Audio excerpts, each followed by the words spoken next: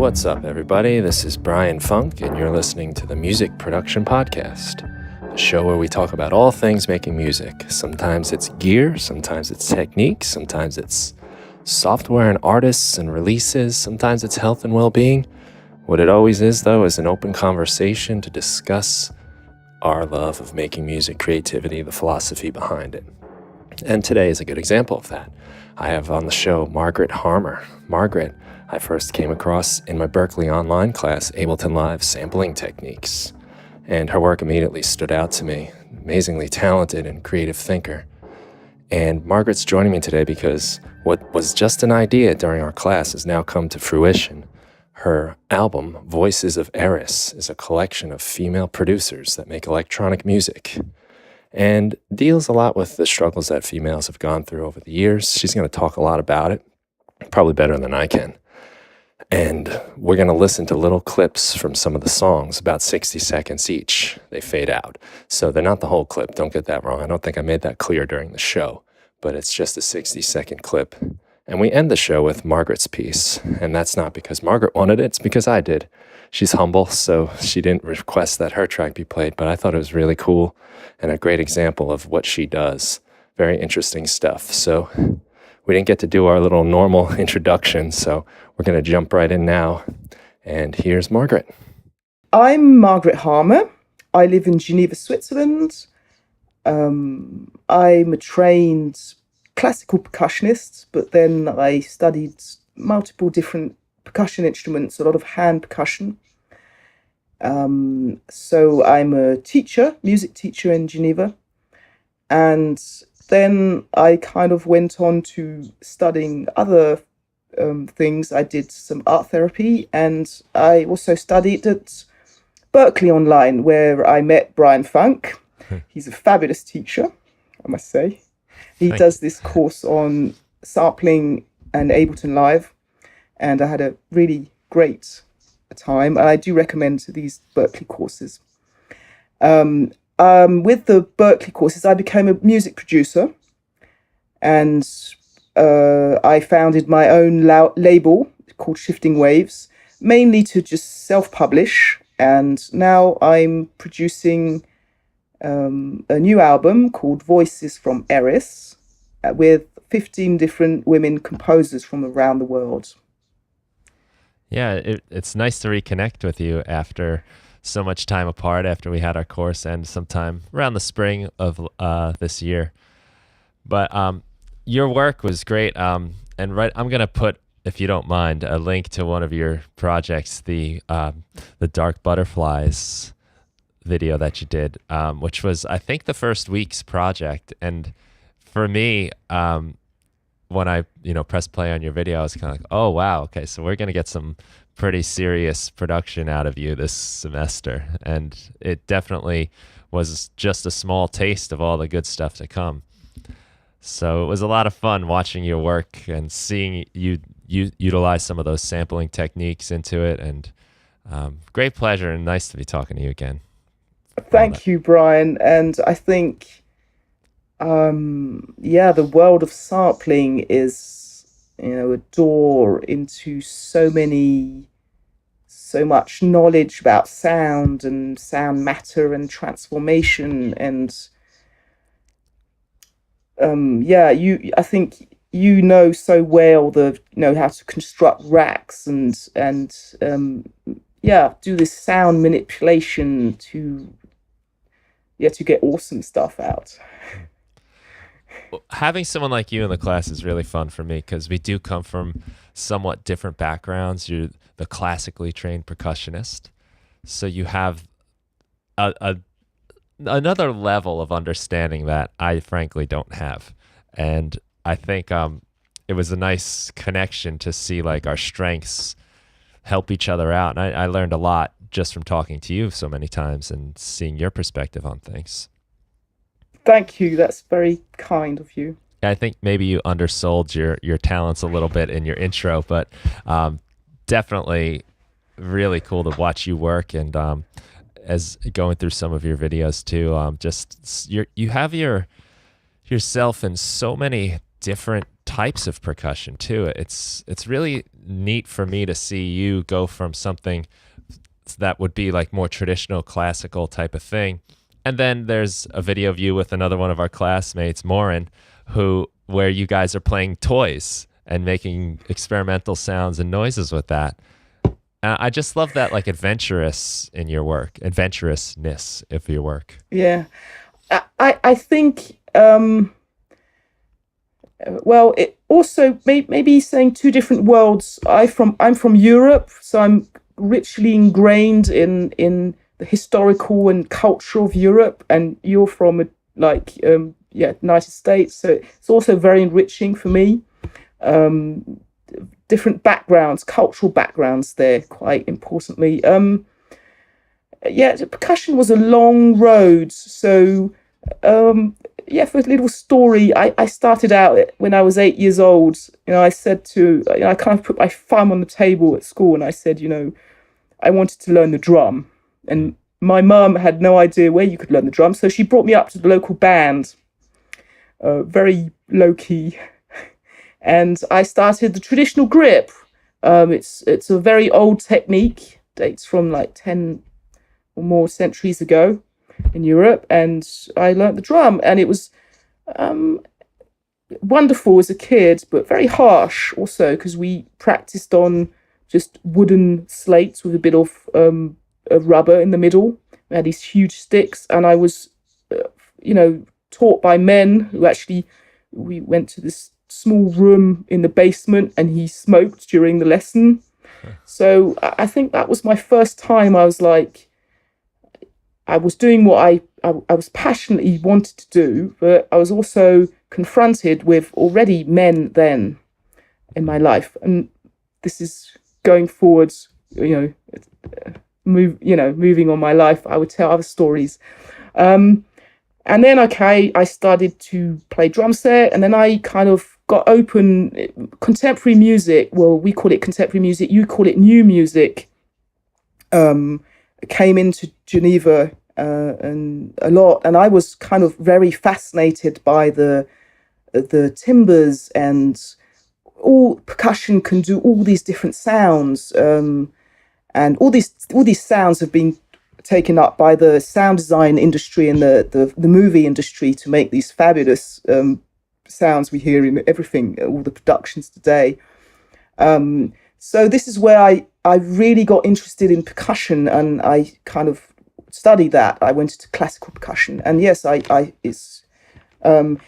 also had this very rigid education. It was Geneva speaks French, and we had teachers kind of from France, Paris, and quite rigid education where you have to discipline yourself and practice loads of studies which are not creative at all. It's very physical, and I kind of also suffered through my studies because I'm an extremely creative person, and it was difficult. But I came up with a huge musical background and knowledge in everything, classical trained. But I was very, damaged on the kind of creative level through my studies. And so after doing this classical, I needed to recover somehow. And I started to learn a lot of hand drums, which are kind of softer, because classical music is all done by sticks, timpani, marimba, vibraphone, all that. And then I studied with an Arab teacher, and this is also a little story that's nice. So I went to this Algerian, Moroccan teacher, and we sat on the floor. This is unusual for me, on the carpet, took off my shoes and took a darboka in the lap, and he served Moroccan mint tea, which was lovely. And, he says, tak doom tak, tak doom tak. So I started to do tak doom tak, tak doom tak. Next week, come back, same thing, take off your shoes, Moroccan mint tea, tak doom tak, and this went on for not only weeks, but a few months. And I was wondering, okay, I've learned just one rhythm, and I've just finished my degree in percussion, and I've played I had to learn 80 pages by heart of music or something wild. And this was fascinating for me. It was the opening into the ornamentation and improvisation side of music, and I learned like all the ornamentations of this rhythm in about 6 months, and how to ornamentate, improvise, and work around rhythms, and then I could apply that to anything really, any rhythm. So so then I guess my journey, I think this is where music is fabulous. It's a journey, and you start it and you can just go into, you decide, I want to do jazz, you can go into jazz. I want to do whatever, and I can do that. And there's so much you can learn. And I think if we just open to that, well, we can just go into that. And I then did early music, so medieval and Renaissance.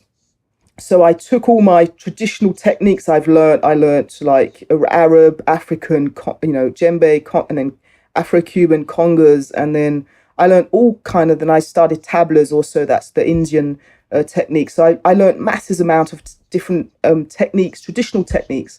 And then I came back to my European roots, and I saw that I could apply all these techniques into early music. And this is where it was lovely. So I could use like my traditional grip technique of drumming. I actually used that in medieval music, which it fitted perfectly into like Renaissance style playing, or so. And I still perform early music now. I really enjoy it. So you're really bringing together all kinds of different types of playing, cultures, time periods in your work. Yeah, but I still feel anchored into my, I'm talking about European. Some people, they go to India and they study tablas, and then they really immerse themselves in that culture and become specialists in that. It's not my case, but I think it hugely enriches. This world connection has hugely enriched music in itself. That's where music is born. It's mixtures of cultures. That's kind of obvious for me. And musicians that are traveling and connecting to other musicians, which create this huge richness in the music industry. You mentioned earlier that you felt like your creativity was kind of stifled in your earlier studies. And now, are you finding that by expanding and seeing all these different ways of playing and styles and different instruments even, is that something that helps you find the creativity in your work now? It took a while, actually. It's on a more personal level. I went through a long depression, illness through my life, and because I suffered some violence during my childhood. We'll get back to that. And doing therapy and working through that, that kind of opened me up. And I think I was trained as a classical musician, so I'm an interpreter of music. And then I decided I was always a creator, but I took a conscious move in my life at some point, and I decided to become an artist and a creator. And that I think was like not long ago, really, 10 years ago, when I founded my label about 8 years ago, and I brought out my first album. What was it, in 2013? That was Making Shifts, and that's very much actually electronic and ambient style music, so completely different. I had already done a few classes with Berklee then, but my positioning in this, I really went out and I said, okay, now I'm an artist, and what I create is totally original. But maybe to answer your question, for sure, everything we feed on culturally obviously influences us, and we, maybe we should think about that. What are we eating in the terms of culture? Yeah, that's a fun point actually, because I like the metaphor of eating, because when you eat something, your body absorbs it and literally becomes your body, right? And I guess it's maybe almost important to be careful about what you're musically eating, because it does permeate into your creation and becomes part of what you do. So I wonder if there's like sort of like healthy musical consumption and like the fast food McDonald's type of thing also. Yes and no. I think all the adolescents I teach, which listen to hard rock and metal, I think there's some need for that at time. This heavy energy, angry energy. I think art is a cathartic experience, and we need that. And maybe we need some dark emotions, because art gives us that space to express those emotions. Then I think it's more of your mindset then. But we are fed. This is where I'm very very on the left wing and ecological and concerned about the world climate and all that. But we are fed in our capitalist system with definitely bad junk music food, and maybe we have to just be aware of that and decide. You talked just before we started this interview, you talked about unplugging and just spending time with your dogs. That's great. Yeah. Funny you mentioned they just suddenly broke out in barking hysterics. People are hearing that. That was not a sound effect. But, it's a living life effect. It is easy to just get caught up in sort of a mindless consumption of stuff. I mean, if you put on your television and the channels just come on and just start pumping things out, or even if you're choosing what you want to watch on YouTube, there's that next video that just gets tossed right up at you.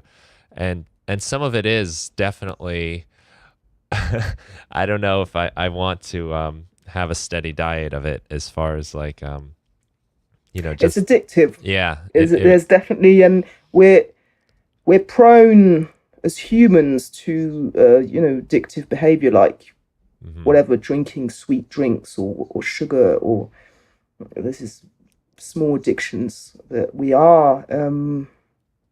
That's another. I could not answer that, because I think it's another subject to research. Maybe something worth thinking about, though. Yeah. You are what you hear. You are what you eat. I don't know. But one of the things too, though, I have, like, as I've matured as a musician, I think, is that I can be a little more interested in almost any kind of music, just as a learning experience, just as, even if it might be generic, say something generic pop that I think is whatever, maybe not so artistic. There might be like the production value is very exciting, or some of the arrangements or something. There might be, maybe the lyrical content is a little superficial, but there's always kind of something to find, I think, if you. I think absolutely. There's always people behind art, and that's always interesting, hearing people's stories. Yeah. And I teach electronic music to a group of adolescents every week in the music school in Geneva, and I ask them, okay, what do you want to listen to, and they pick some drum and bass or whatever comes up. But I stop, we listen to the track, but then I stop the track, we re-listen, and I analyze it, and I ask questions. I question. We need to bring a thought process around what we're eating or what we're listening to or what we are seeing. I think that's the most important thing. Yeah. You know, this is you're past that stage. You know, it's very hard to observe something when we're in it.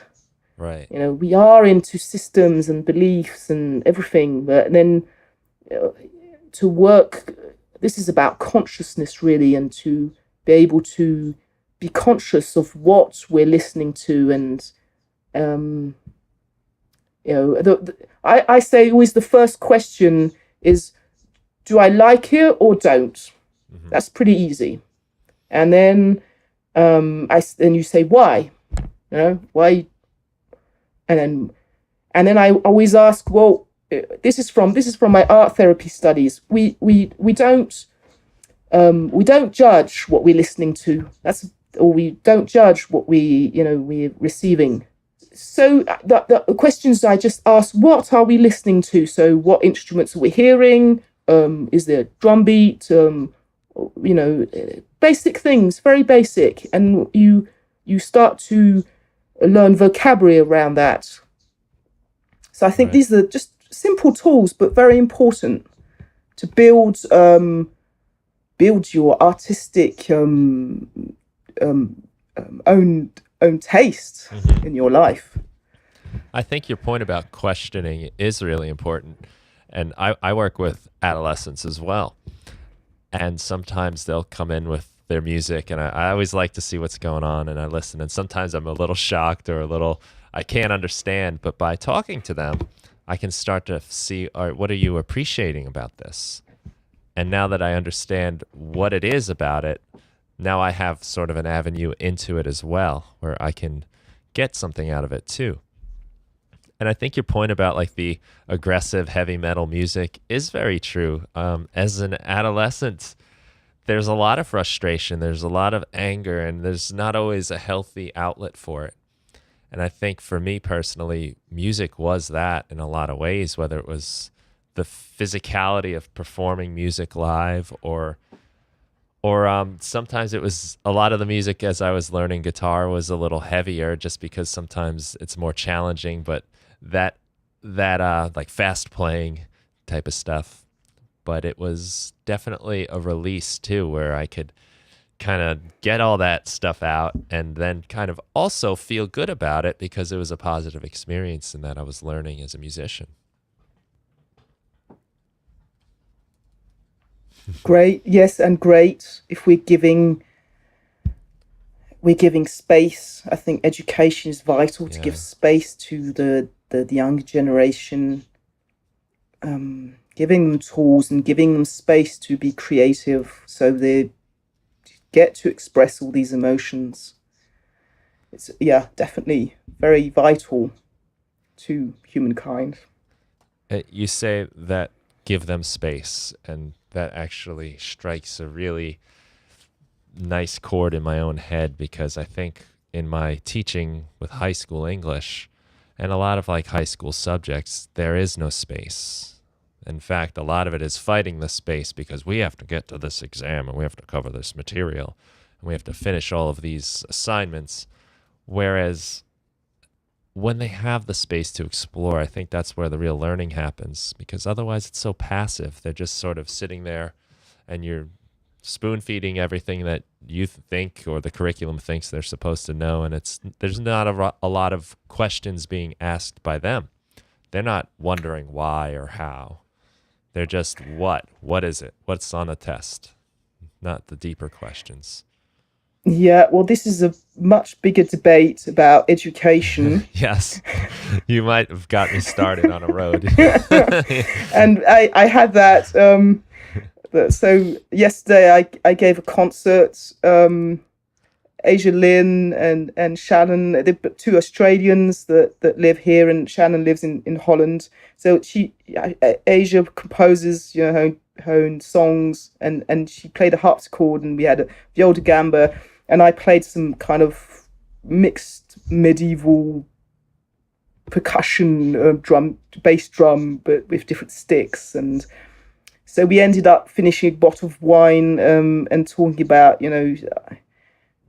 education, music education, and maybe there's a bit more debate in Europe, and there's some countries that are like Finland that are way ahead of of all of us, that are offering some completely different way of education, and I definitely feel that I'm going to move in this direction I'm trying to move there. Definitely looking for question. This is our responsibilities of teachers, to question who do we want our students to be? What do we want them to follow rules and to be well in the banker industry, or do we want them to find creative solutions for all the problems that are today? And so it's probably I don't know if we go into this because it's a very large discussion. Maybe we move on to right. Well, I promise this will pull it back to something you said earlier, and then great. But I know that a lot of the attitude in countries like Finland that are doing interesting things is not to cover all the material. For example, in a math class, it's not to learn how to do every single type of math problem.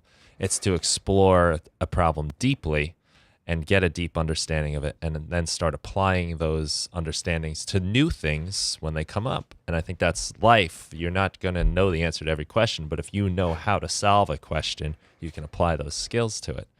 Which makes me think back to what you were saying about your teacher teaching you just the one beat. Exactly. So would you feel like that is an example? Is that something where you learned that beat really deeply and it taught you how to, I guess you said like improvisation, you learned some of those skills? Yes, that just learning one beat taught me the whole Arab way of ornamentating a rhythm and improvising on a rhythm totally. So yes, I don't think it's totally a different way. It's also an oral tradition where you sit with a teacher and he shows you, you imitate, which is the very basic of human learning, imitation. And yes, it's not a question of just filling your mind with stuff, but it's more about integration into the body and your thought process, this rhythm, and how you can work out different ornamentations on a rhythm. This particular, but definitely yes, very much so. And this is traditional education, kind of. Right. This exists for the thousands of years, has existed. I love that idea of like learning to learn. I think that's something that should be taught, and that's, I guess, by going deep like that, that really does it. But yes, you have pulled the string on my back about ranting on education, so it's important that somebody stop it because this is a path I can easily go down. I want to definitely talk to you about the very thing that sort of instigated this whole conversation between us, which is this new release you have, which when I last spoke with you was in the very, well, maybe not the very early stages, but still in the early stages of conception, and now it has come to fruition. Can you tell us? Thank you. Tell us, please, about Voices from Eris. Thank you, Brian. So a few years ago, I went to different courses. I attended courses with field recording courses with Chris Watson and Jez Riley in Iceland and Sweden, and amazing places and amazing gatherings of different people there. So you've got some of the people that attended, they were from like the gaming and movie industry, into sound design, and others are very different, all kinds of artists really came to these gatherings. And I say, wow, this is amazing, kind of the sharing and the learning. I learnt as much from everybody than from the teachers. And okay, then I struggled. I struggled a little bit with my own gear, but this is where the project stemmed from. So I thought, wow, I want to do something. I want to do something with all the people I met, and then I still look at my collection of CDs, which I had a lot of classical CDs, but actually now I have like about 300 to 400 ambient CDs in my collection, electronic music ambient. This is what I love listening to, and I'm thinking, well, I can only name about 3 women artists in all these CDs, and then I can name dozens of men, artists that I totally love, and I'm thinking, well, this is a point. I'm going to publish women. I've got this small label, and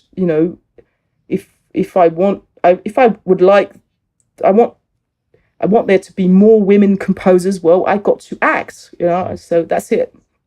But then it took me like a whole year to process this. So I first of all, I wrote to all the women artists I kind of know, and then about six of them are in the album now that I actually know. And then I did just a small online call for entries.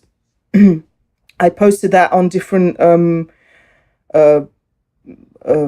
social medias, but specific to like there's a Pink Noise group by Tara Rogers, so directed towards women. And I got loads of replies, and I decided, okay, I'm going to.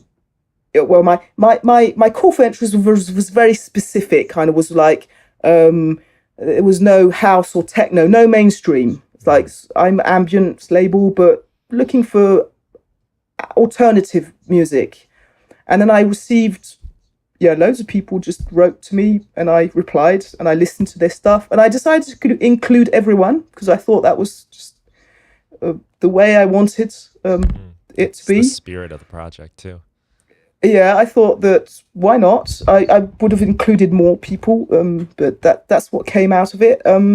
15 people responded, and then it took a long while for me inside to go through a thought process. Okay, why am I publishing? Why am I publishing women? Why did I choose this kind of subject? I still have doubts, and I'm thinking, okay, there is so much violence in this world, so many things that are wrong, that are going wrong. I could have easily chosen race or gender. I mean, I just chose gender, race, or climate change, or I don't know, all kinds of things that are. But I picked one, I guess. That's it. You pick and you decide and you go forth. And then I kind of had a turning point because I was looking for a certain unity in this project. And this is where I found a very interesting astronomy review talking about Eris. And Eris is the 10th planet in our solar system. It was discovered in 2005 by American astronomers. And there was a certain controversy around it because it's a small kind of very dense planet, about the same diameter as Pluto, but much more dense and has a much longer orbit around the sun. So then, Pluto was demoted, and there was all this controversy in the astronomy kind of community. And it took a while for them. It took like 2 years to give this planet the name Eris, which Eris is the Greek goddess of strife and discord, and she is actually known, Eris, to have started the war of Troy. So it's like, or to to push the war ahead. So it's this Greek mythology, which there's little also there's Venus in our solar system that's got a female name. So I thought this was interesting. And then I researched it further, and I found the astrology of Eris is interesting because where she portrays like the dark side of humanity, like Pluto, and in many ways shows like the feminist struggles which we are to struggle for human rights and for survival, to survive and to obtain human rights, and like against this big patriarchal system that exists today. But I think that all the women that I meet and in this group, and the men that opened for women to take their power in this world and to take their place. Basically, it's our want a peaceful and coexistent Earth. And this is where I'm thinking today. I thought about this belief. Well, I've had in my life that it's always the fittest that survives, and I've it started to be proven wrong today, because we're looking at like biologists are saying, well, no, actually, it's the whole ecosystem that exists, and it's the whole that exists that everybody helps one another, and it's not the top of the food chain. The top of the food chain, actually, they're, I don't know, taking like whales or it's because they're whales, and the whale poop actually feeds the plankton on the sea surface, and the plankton is super necessary for fish. So if there's less whales, well, there's less plankton and there's less fish too.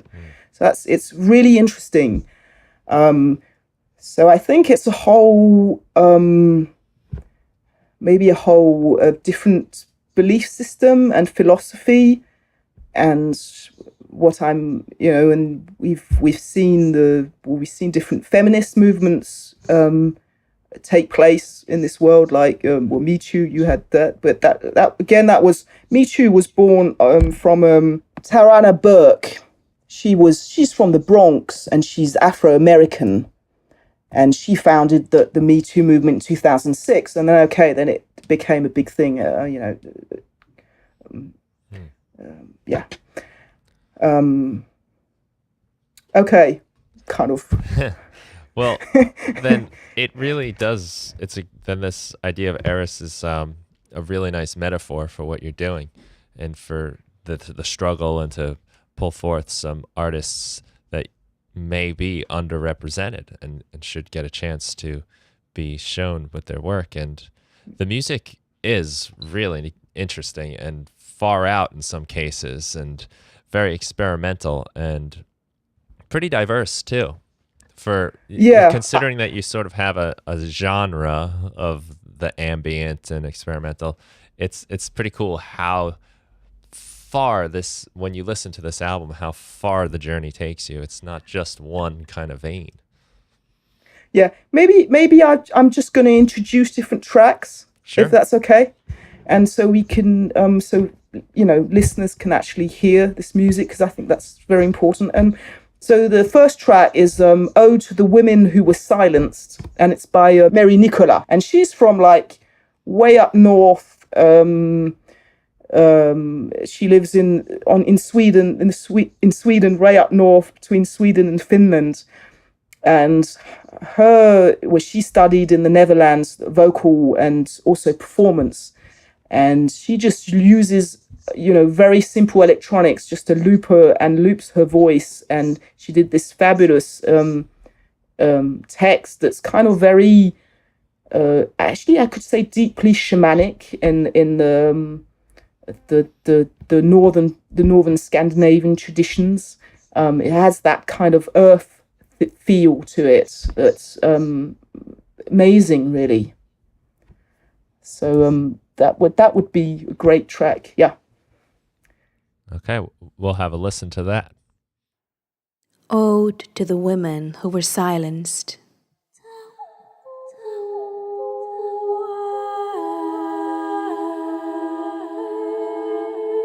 Ode to the women who were drowned.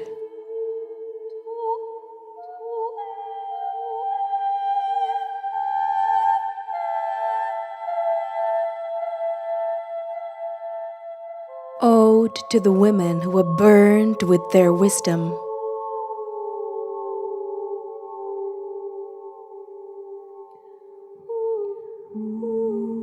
Ode to the women who were not allowed to breathe.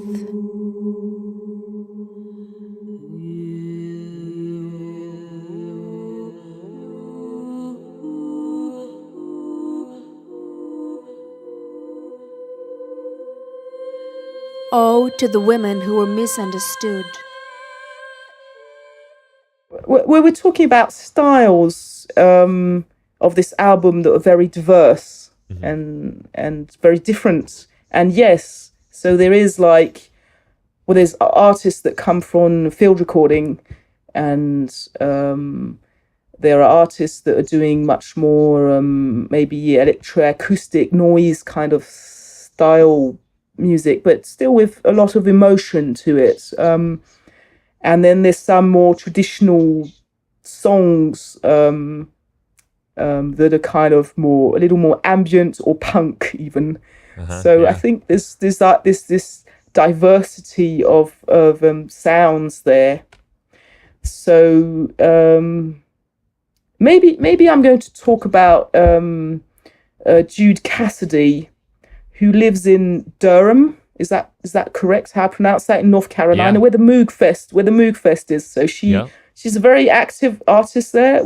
Does compositions for dance and a lot of electronic work. She works mainly in Ableton Live, and she told me she loves your podcast. Oh wow! So she's a fan, and she submitted this piece called Sirens. And actually, this is kind of weird. My album kind of collected. There's a few songs or pieces of this album that have the title Siren, because another piece from Rosa Latva, she's a Finnish, but her piece is called Mermaid. And then there's quite a lot of people that in field recording have put in quite a lot of hydrophone sounds in their tracks, so underwater. This is interesting. So Jude Cassidy, she's very much into synths, and they have this festival or parade every year where they have the fire engines parade in the town, and at one point they all blast on their sirens. So this is where I love, we can totally imagine as people, even if we're not hearing there's no sound, but our minds can totally imagine all these sirens blasting off, and they're like oscillators. Yeah. And they're obviously tuning and detuning because they're multiple, of them. So her piece was inspired by this, and I think we should listen to an extract of her piece. That's interesting to hear, because I'm thinking of the sirens on a different level when you think of the Song of the Sirens. I like the double play there on the words. That's exciting. So this is Song of Sirens, track number 4, correct? Yeah, Song of Sirens, exactly. All right, let's listen.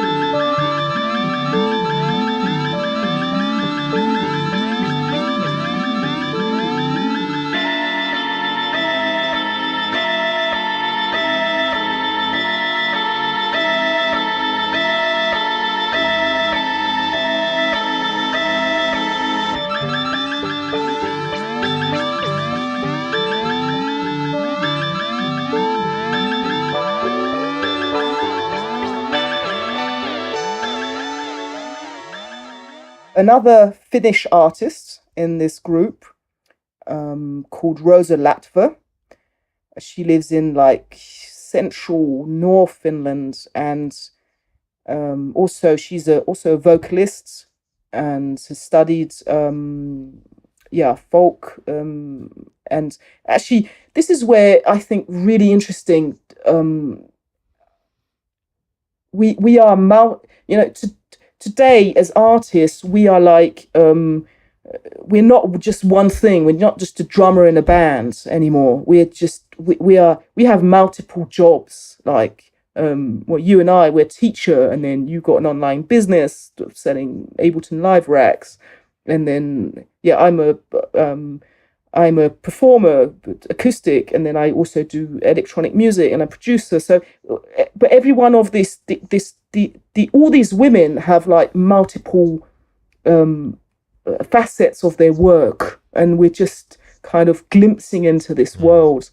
And then Rosa is also kind of she does mime and clown work and works as an actress. So in theatre performances. So her piece is called Merinato. I'm not sure I'm pronouncing it right in Finnish, and I'm just going to translate the words for you because they're quite beautiful. And I think this piece is like brings also voices from Eris together, because it's like we're many voices, but I think we all feel the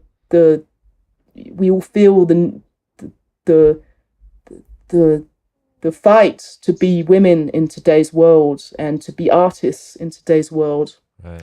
So this is Mermaid lazing on a rock of the sea, singing to the waves silently.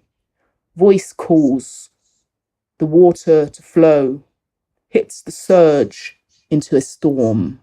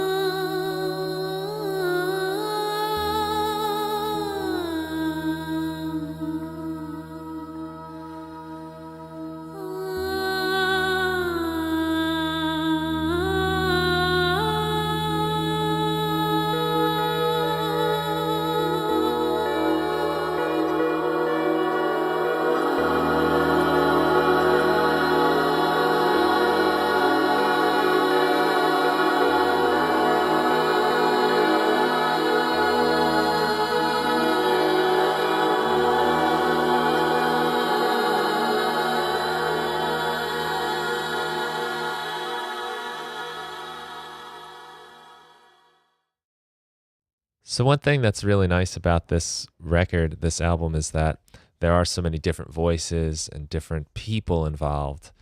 And I wanted to talk to you a little bit about some of those challenges of organizing it, but then also you mentioned like there are the questions and the doubts that come up, and something that I find I get plagued by doubt all the time, and maybe even the more experienced I get, the more it hits me. And I'd love to hear how you get through that, how you manage to not only get through the challenges of organizing this with so many different people, but also overcoming those difficult times that come up along the way. Yes, it's great. There are challenges, and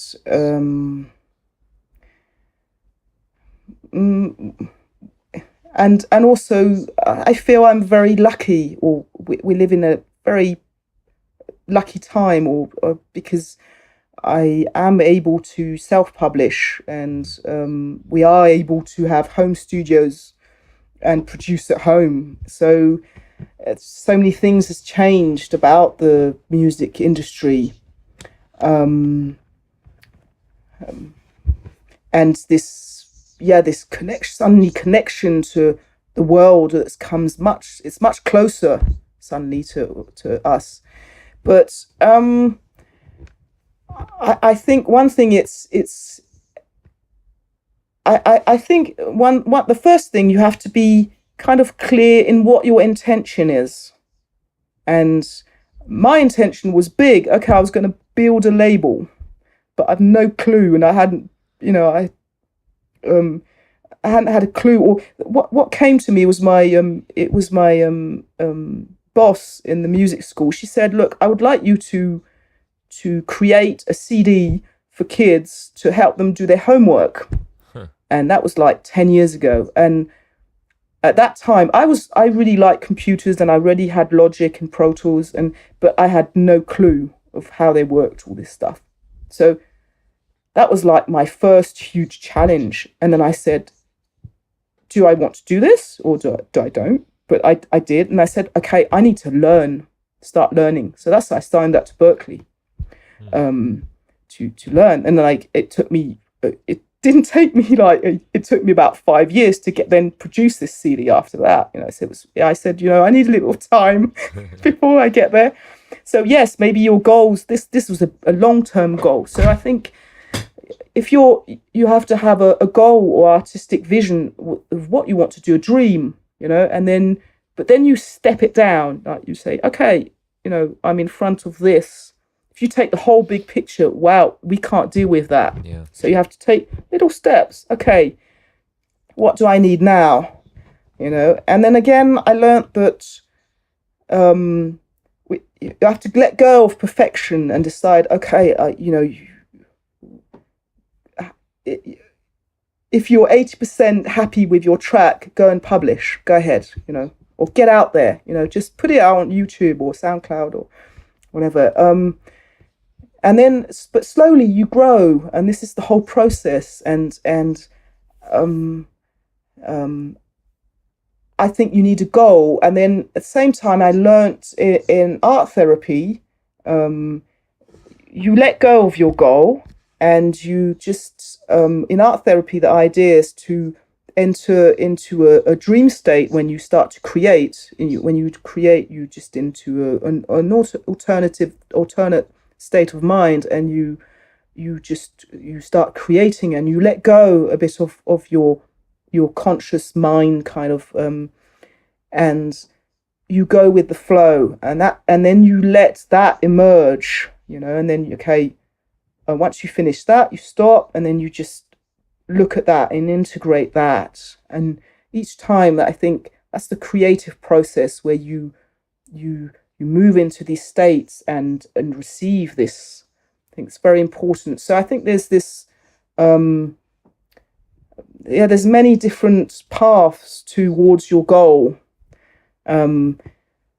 So yes, there's the challenges. Okay, yeah, I had to do loads of emails, and then but actually became very fun, because I had a lot of fun chatting to all these artists and learnt loads, and it forced me to go and listen to loads of stuff I maybe wouldn't be so interested in, but actually I found them hugely interesting after a while.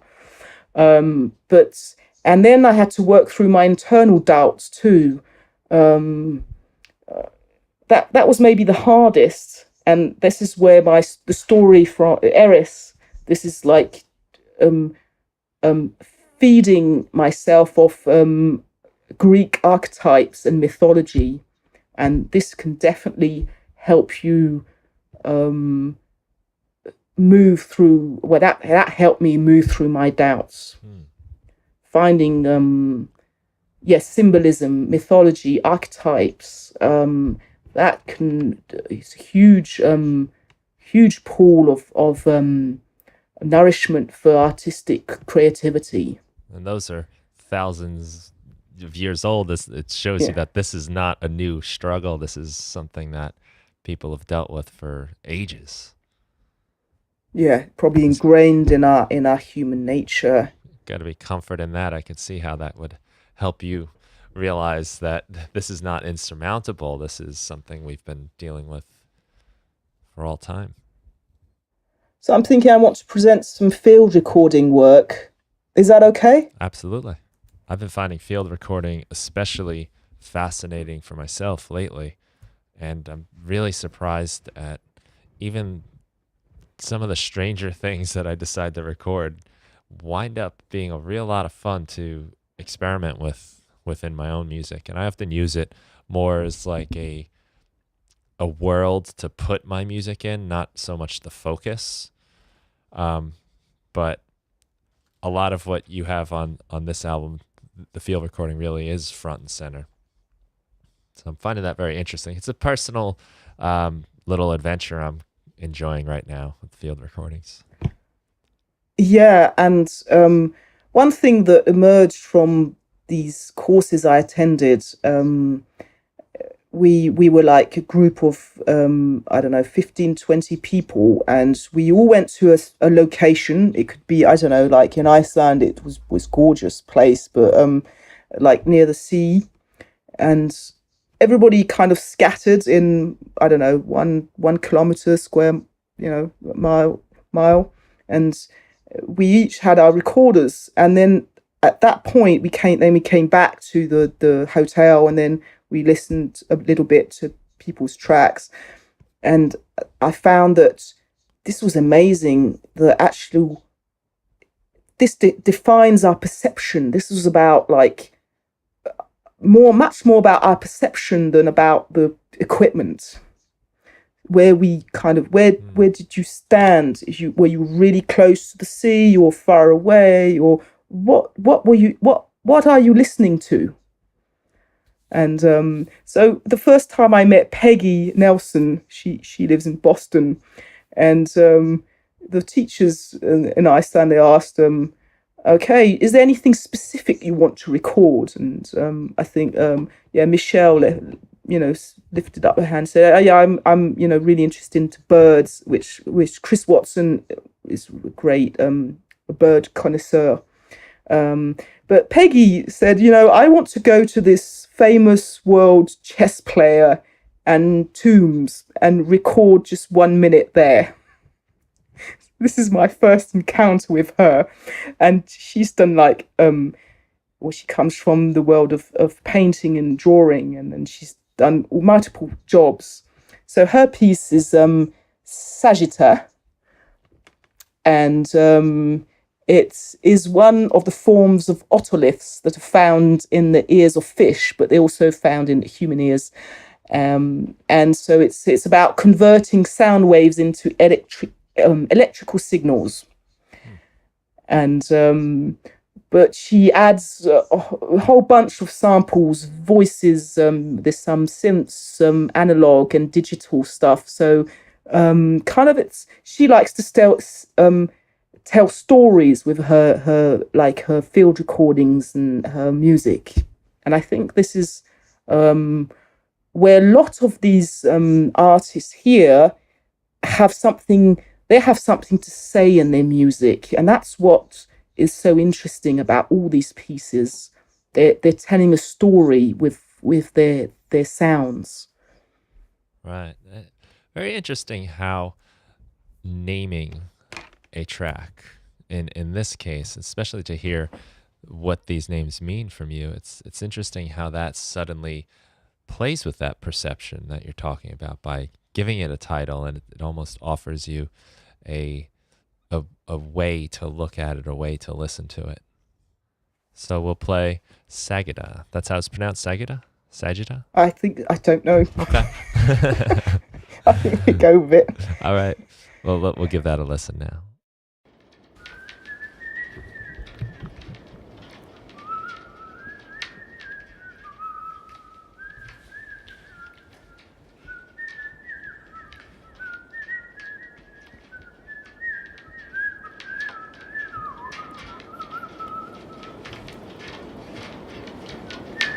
Great.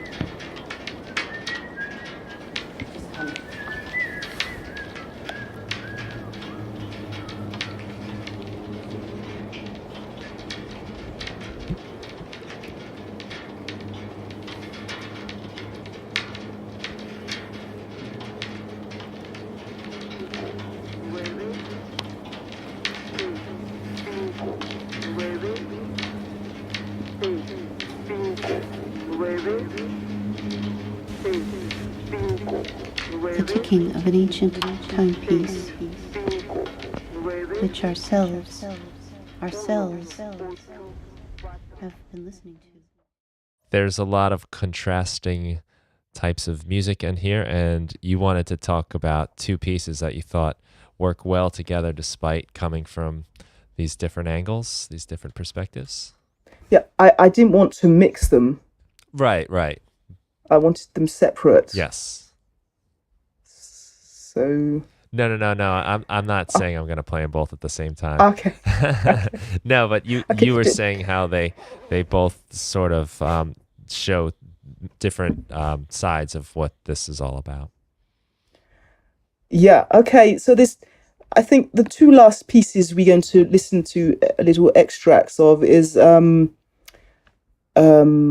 one is called Black Gong Stone by Sissel Berntsen, and she's from Norway, near Oslo, and she's a stone sculptress. So she creates these massive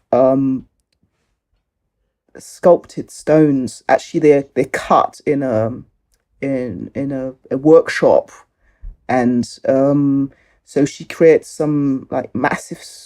Some of them, her stones are huge, like 6 meters by 2 by Wow. 1, and some of those are smaller. And she uses them as sound installations. So she actually plays them like percussion, or she rubs them or plays them. So her piece is just one stone, which she went into the workshop at night because obviously it's a very noisy place, and she put just contact mics on that stone, and you're listening to immense subs, really powerful, where she's just banging and rubbing the stone in the black of night in Norway.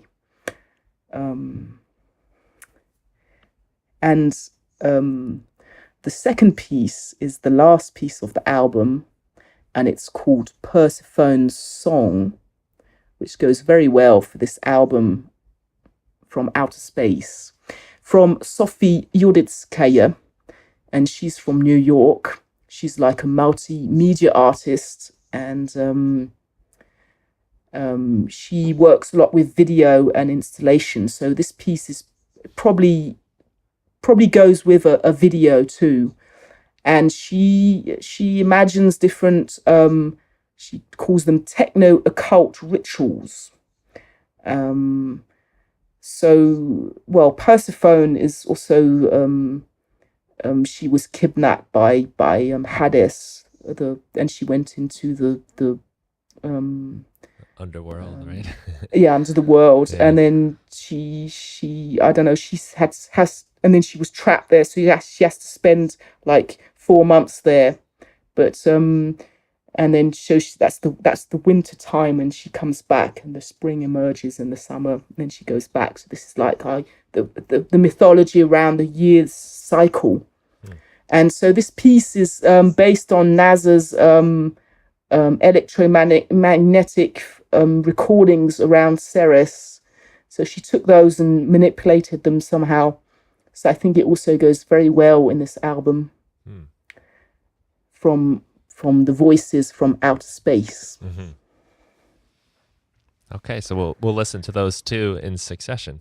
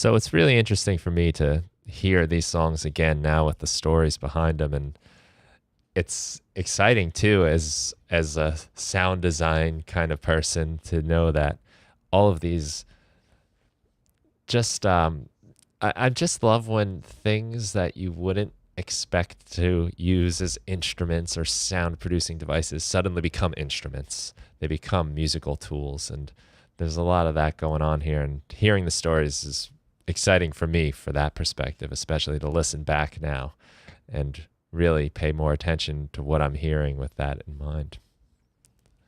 Very cool stuff. So where can people find the album? It's going to be a Bandcamp release, a digital release on Shifting Waves. That's my label. Shiftingwaves.com. It's coming up just beginning of January, and there's a crowdfunding at the moment on a Swiss site called We Make It, and also Voices from Eris. So yes, we're looking for funds. The funds are going to go to pay the artists. That's my main goal. All this production I've taken it on myself, so I've put in my time and money, and this is what I want to do. But I want to also give value to these women, so I would like to pay them too. Right. That's my kind of financial goal. A little bit of money I think would go a long way. So it's like $10 the album. So please support us. Yeah, well, it is a great cause, and as anyone listening to this podcast knows, getting paid for your musical work is always an exciting and sometimes disappointing part of the process, but it is cool that you're making that a goal, because I'm sure, for you especially, like the time and putting this together and your own contribution to the album, which is incredible too, which I'll definitely encourage people to listen to. Or maybe we'll play, if you don't mind, after we say goodbye, we'll put on your piece just to say goodbye, because I really like that one too. And it's, I love your work, so that'll be for me. Thank you very much, Brian, for this podcast. Yeah, well, it's great to have you on, and I'm just so excited to see like this kind of movement going on, that what you're working towards is really nice, and to bring attention to it in any way I can is really my pleasure. And I must tell you, something I'm noticing in the younger students that I work with in high school, I'm seeing more and more women coming to my music production club to learn how to do music production. And we do this this yearly event where it's sort of like we turn the auditorium into like an open mic type of thing. They call it the Acoustic Cafe. So it's just really nice to see the balance coming back, where there's so many more female students getting up there. They're playing guitars, they're playing ukuleles, they're playing all kinds of instruments. They're experimenting, they're getting into the electronic stuff. And I'm just happy for that. And I think it's well in part due to people like you making these movements and giving a voice and giving as like a role model, which I think is really important for everybody, really. And as a man, I find it inspiring too. It's really nice, the whole communal aspect of the way people are using new technologies like the internet and self-releasing and self-publishing to be heard is so inspiring. And so I thank you for doing that kind of work. Yes, wonderful. Thank you too. Okay, so we'll send everybody to check out, I guess shiftingwaves.com would be a good place to start, right? And then the crowdfunding project for this would be wemakeit.com/project/voices-from-Eris. I'm going to put this all inside the show notes, though, so you can click on these links. It'll be nice and easy. Yeah, and the Bandcamp page too. That's easy to find. Okay, great. Yeah, and that'll all be in there, as well as some other things that we've spoken about, too, throughout this. I have lots of notes I took speaking with you, so there'll be plenty of show notes to go along. All right, well, thank you so much, Margaret. And thanks for everyone for listening. We appreciate your time and support of this project, and definitely check out Margaret's work. She's doing some great stuff, and she has her hands in many different worlds, and she's multi-talented in all of those areas. So definitely an inspiring person to see. And so thanks again, Margaret, and thank you all for listening.